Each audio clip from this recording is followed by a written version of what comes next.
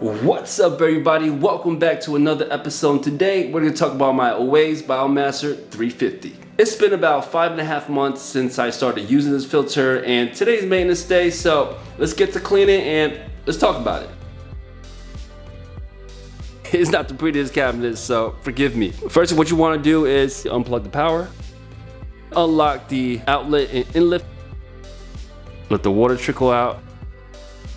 Now this filter is quite a beefy filter, that's why I have the piece of cardboard underneath so I can easily slide it out. The other reason I have this cardboard is because the rubber legs on the Oase BioMaster actually rubs off, look, all the markings from the rubber. I'm pretty sure I could wipe it off, but I'd rather not have that headache. This handle, super useful because the fully filled Oase BioMaster 350, I would say is roughly around like 25 pounds. So if somebody ever asks you, do you even lift, bro? Yeah, every water change. This is a non-thermo, so it does not have a heater inside, but there is space for it just in case in the future if I do decide to get a heater. Prior, what we did is we unlocked the flow valve. Now what we have to do is unlock the pre-filter / priming. And just FYI, everything is labeled on top of here, lock, unlock.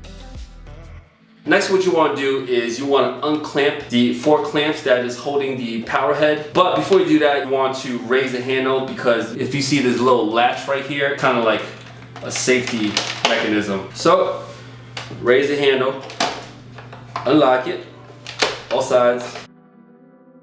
Now, just a closer look into the power head. You have the flow valve, input and output, the pre-filter along with the priming button, the heater. Well, this is where the heater is supposed to go. This is just a cap. And under it, this is where you access the propeller, which you do need to clean from time to time.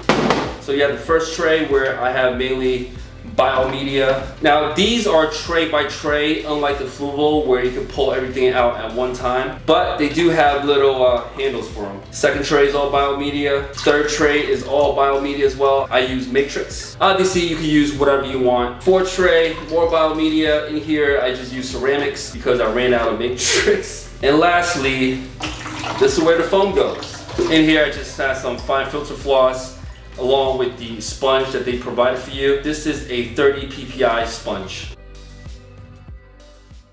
It sits within this casing. There is water in this casing, so be careful when you're releasing it.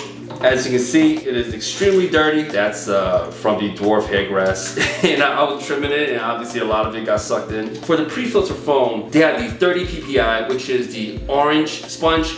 They had the 45 ppi, which is the blue sponge that it comes with. And this is the 60 ppi, which is something that you have to buy separate, but it's cheap. It's about like 13-15 bucks. And if you guys don't know what ppi is, it stands for pores per inch. One annoying part about 60 ppi is it does trap a lot of gunk, and I find myself cleaning it more often. One benefit from it is it is able to literally trap everything. But to be honest, the 30 and 45 will probably work just as well. On top is the button where you use to prime. It is a nice and big button where you could kind of put your whole palm on it versus just the thumb. With all my filters, what I like to do is I keep the water in a canister. I'll just rinse everything in here. But before we start rinsing the pre-filter, I would like to rinse the biomedia first, just because the pre-filter is very dirty. Over here with the fine filter floss, I think this is Dunzo. Now we'll get to the sponges. And lastly, the pre-filter. You don't want the water in here, dump that out. Now the pre-filter comes in multiple sections. For this, there's a total of 1, 2, 3, 4, 5. Now you could detach this part right here. Go in there with a spring brush to clean the suction hose. Now this part also comes off, so just give that a good rinse. And then dump the water out.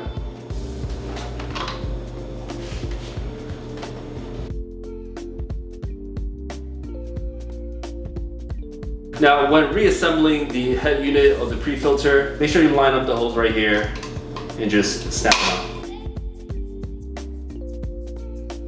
Just line up the hinges.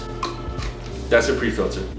Now, the way the Oase BioMaster works is water gets sucked in, it goes through the pre-filter, starts at the bottom of the canister and moves its way up. So at the very bottom, I have a tray with the provided sponge and the gap. What I do is I put fine filter floss. One annoying thing about the trays is it has a big old hole right here and a little bit of space right here, so you kind of have to wrap this around that.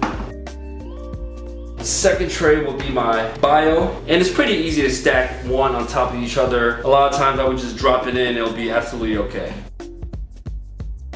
Then we put the cover on. You could put some chlorine water in here, make your life a little bit easier in priming, but I just use the priming button. Oh, one thing I do have to mention is the grids that are on the baskets, it's kind of wide. And I mainly use matrix. What happens is the smaller pieces of matrix would fall through a groove and end up on the bottom tray. An easy solve for that is to use a mesh bag and put your media inside, you'll be absolutely okay. Oh no.